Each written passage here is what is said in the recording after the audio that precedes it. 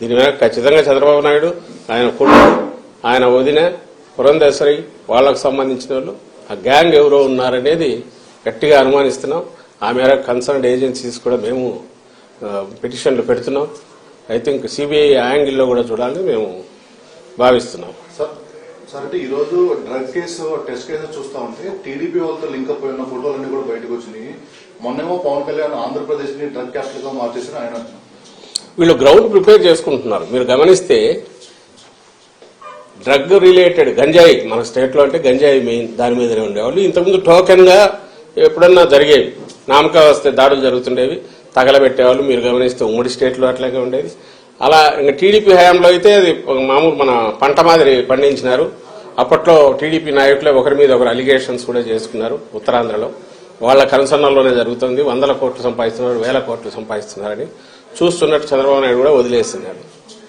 ఈ మా గవర్నమెంట్ వచ్చాక, జగన్మోహన్ రెడ్డి గారి గవర్నమెంట్ వచ్చాకనే నాట్ ఓన్లీ ఆ సాగును ధ్వంసం చేయడమే కాకుండా ప్రత్యామ్నాయ జీవనోపాధి కూడా కల్పించి అట్రాక్టివ్ ఆకర్షణీయమైంది. ఎందుకంటే దాంట్లో వచ్చే తక్కువ కష్టానికి ఎక్కువ ఫలితం వస్తుంది కాబట్టి దానికే అలవాటు పడి ఇంకా వేరే వైపు చూడని అటు ఆ ప్రాంతం ప్రజలందరికీ కూడా, అదిలో సరిహద్దు ప్రాంతంలో ఉండే వాళ్ళందరికీ ప్రత్యామ్నాయ పంటలు చూపించింది మా ప్రభుత్వం. దానికోసం సెంట్రల్ గవర్నమెంట్ కూడా, హోమ్ డిపార్ట్మెంట్ కూడా ప్రైజ్ చేసింది. ఏపీ నెంబర్ 1 నిలబడింది. ఏది ఈ ఆపరేషన్ పరివర్తనని, ఆపరేషన్ నవోదయం అని. ఎవరైతే ఈ సాగు మీద డిపెండ్ అయిన ప్రజలు కానీ, బార్డర్ వీళ్లు కానీ దానికి అలవాటు పడిన వాళ్ళను దాని నుంచి మళ్లించడంలో ఏపీ నెంబర్ 1 అనేది నిలబడింది. దానికోసం ఎస్సీబీ అదే పని మీద ఉంది. ఎస్సీబీ పెట్టిన తర్వాత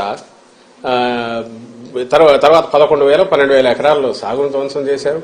అంతటితో మళ్లీ వాళ్ళు దాని వైపు పోకుండా different crops, alternative crops, remunerative crops ను అక్కడ ప్రమోట్ చేసి వాళ్లకు జీవనోపాధి కల్పించి అది కన్సిస్టెంట్ గా నడుస్తుంది. ఉక్కుపాదం అంటే రియల్ సెన్స్ లో మోపడమే కాకుండా ఆ ప్రజలు మళ్లీ సర్వైవ్ అయి బాగా ఎదగడానికి అవసరమైన ఏర్పాట్లు కూడా చేసింది ఈ ప్రభుత్వం. అలాగే ఈ కంపెనీ ఏది చెప్తున్నారో ఆ కంపెనీ తప్పుడు పనులు చేస్తే యాక్షన్ తీసుకుంది ఈ ప్రభుత్వం, మా జగన్మోహన్ రెడ్డి గారి ప్రభుత్వం, వైఎస్ఆర్సీపీ ప్రభుత్వం.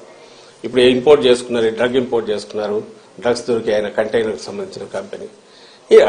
ఇటు చూసేది ఈ వైపు నుంచి డ్రగ్స్ ను వాడకాన్ని తగ్గించడానికో, గంజాయి సాగును అసలు ఎరాడికేట్ చేయడము, వాళ్ళు మళ్లీ ఆ వైపు చూడనవసరం లేకుండా రెమ్యూనరేటివ్ ఆల్టర్నేటివ్ ఇది మన క్రాప్స్ వాటిని వాళ్ళకి అలవాటు చేయడము, ఇది జరిగి కన్సిస్టెంట్ గా పోతుంది. ఎవ్రీబడికి మీరు మీడియా కూడా కవర్ చూడొచ్చు, పోయి వస్తున్నాయి కదా స్టోరీస్. బార్డర్ లో కట్టుదిట్టం చేశారు, స్పెషల్ ఏజెన్సీని పెడితే దాన్ని నువ్వు ఎలాగూ ప్రైజ్ చేయలేవు, నీ వల్ల కాలే. 14-19 మధ్య నువ్వు దాన్ని అసలు గంజాయి సాగు 3 పూలు 6 కాయలుగా నువ్వు ఇదేట్టు నువ్వు చేసావు, చంద్రబాబు నాయుడు చేశాడు.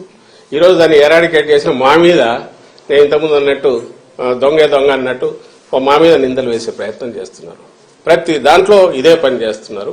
ఈ రోజు ఎన్నికల సమయంలో కూడా మాట్లాడడానికి ఏం లేక, చెప్పడానికి 1,00,000 ఉంటాయి. ఎన్నికలు వస్తే మేమేం చేస్తామో మీరేం చేయలేదు చెప్పాలా, లేదా మేము గతంలో ఏం చేశామో వాళ్ళు చెప్పాలా, లేదా రేపు దాని మీద ఆధారపడి రేపు ఇది చేస్తామని చెప్పుకోవాలి. ఇది లేదు కాబట్టి ఈ తప్పుడు నిందలు ఈ పర్టికులర్ కేసులో అయితే వాళ్ళు తప్పించుకోవడానికి మా మీద బండలు వేస్తున్నారనేది మేము భావిస్తున్నాం. అందుకే ఆ కన్సర్న్ ఏజెన్సీకి ప్రెస్ కౌన్సిల్ కూడా కంప్లైంట్ పంపుతున్నాం.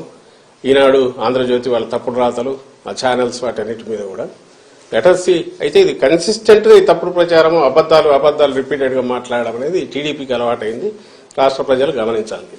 లోకేష్ కూడా ట్వీట్ చేశారు సార్, మార్నింగ్ బ్రెజిల్లో అవినీతి జరుగుతుంది, దానికి వైసీపీ ముఖ్య నేతల కుటుంబ సభ్యులు ప్రమేయం ఉందనే విషయం నేను గతంలోనే చెప్తాను, ఇప్పుడు రుజువు అయిందని ఒక ట్వీట్ కూడా చేశారు. ట్వీట్ చేశారు.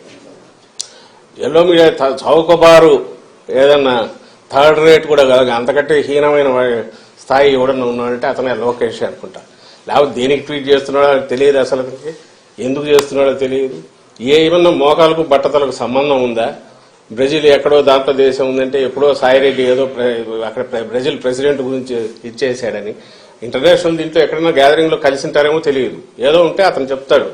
కానీ ఈ రోజు జరిగిన దాంట్లో, ఈ కంటైనర్ లో వచ్చిన దాంట్లో దొరికిన దానికి సంబంధించి ఎవరు దీని వెనక ఎవరెవరు ఉండే అవకాశం ఉంది, ఆ కంపెనీ కాన్షియస్ గా చేసిందా అనేది తేలాల్సి ఉంటే అప్పుడు సహజంగానే కంపెనీ ఎవరిది అనేది చూస్తారు. అది చూస్తే సహజంగా మొత్తం ఎవరు అనేది కనపడుతోంది. దగ్గరి బంధువులు, కుటుంబ సభ్యులు, లేదా వీళ్లతో కలిసి ఎప్పుడు తిరిగినట్టు ఆ ఫోటోలు అన్ని బయటకు వచ్చాయి. ఈ గ్రూప్ తో ఈవెన్ చంద్రబాబు నాయుడుతో ఉండేవాళ్ళు ఆయనతో ఉన్నారు. ఆ గ్రూప్ కు సంబంధించిన వాళ్ళు ఎవరు రెగ్యులర్ గా కలుస్తారో వాళ్ళే ఆ కంపెనీల్లో ఉన్నారు.